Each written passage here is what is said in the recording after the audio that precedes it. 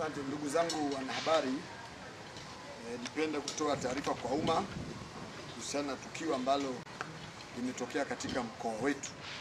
Mimi naitwa Kamishna Msaidizi Mwandamizi wa Jeshi la Polisi ya Kusimusenga, kamanda wa polisi mkoa wa Songwe. Jeshi la polisi mkoa wa Songwe linawatafuta watu waliohusika na tukio la kumshambulia na kumsababishia majeraha ambao baadaye alipelekea kifo cha Bwana Nicetas Dimoso mwenye umri wa miaka 43.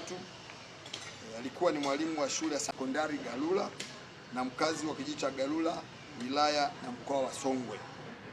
Tukio hili awali lilitokea Julai 26 majira ya saa 6 mchana katika eneo la shule hiyo ya sekondari Galula, ambapo Nicetas, mwalimu niliyemtaja hapo, Dimoso, alijeruhiwa kwa kupigwa kichwani na sehemu zingine za mwili na fimbo na watu wanaodaiwa kufika katika shule hiyo kwa lengo la kuchukua mifugo kwa nguvu, baada ya mifugo hiyo kuzuiwa na walinzi wa shule hiyo pamoja na scout, kutokana na mifugo hiyo kuingia katika eneo la shule kipindi cha kiangazi.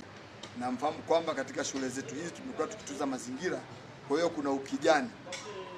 Baada ya tukio hilo, Nicetas Dimoso baada ya kuchambuliwa alipelekwa na kupatiwa matibabu katika hospitali ya rufaa ya Mbeya, ambapo akiendelea na matibabu katika hospitali hiyo, ilipofika tarehe 28 yani jana 2026 majira ya saa 4 asubuhi, akiwa bado anaendelea kupatiwa matibabu, basi aliweza kufariki dunia.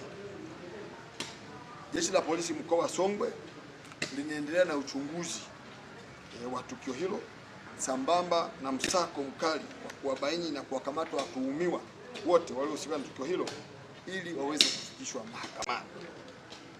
Jeshi la polisi mkoa wa Songwe linaendelea kutoa wito kwa wananchi kuacha kabisa tabia za kujichukulia sheria mkononi na badala yake kufuata taratibu za kisheria katika kutatua migogoro. Pia litaendelea kuchukua hatua za kisheria dhidi ya mtu yeyote atakayebainika kujihusisha na vitendo vya uvunjifu wa amani na uvunjifu wa sheria katika mkoa wetu wa Songwe, ikiwa ni pamoja na migogoro hii ya wakulima na wafugaji. Waache kuchukua sheria mkononi. Kujichukulia sheria mkononi ni sawa na makosa mengine yoyote. Taratibu za kisheria zipo, wananchi tuwaombe muweze kuzifuata na kuacha kufanya vitendo kama hivi ambavyo vinaweza kupoteza maisha ya wenzetu, kama ambavyo mwalimu wetu ameweza kupoteza maisha. Tutakuwa wakali sana na tutahakikisha kwamba watu wote waliohusika wanachukuliwa hatua na wanapatikana na sheria inafuata mkondo wake.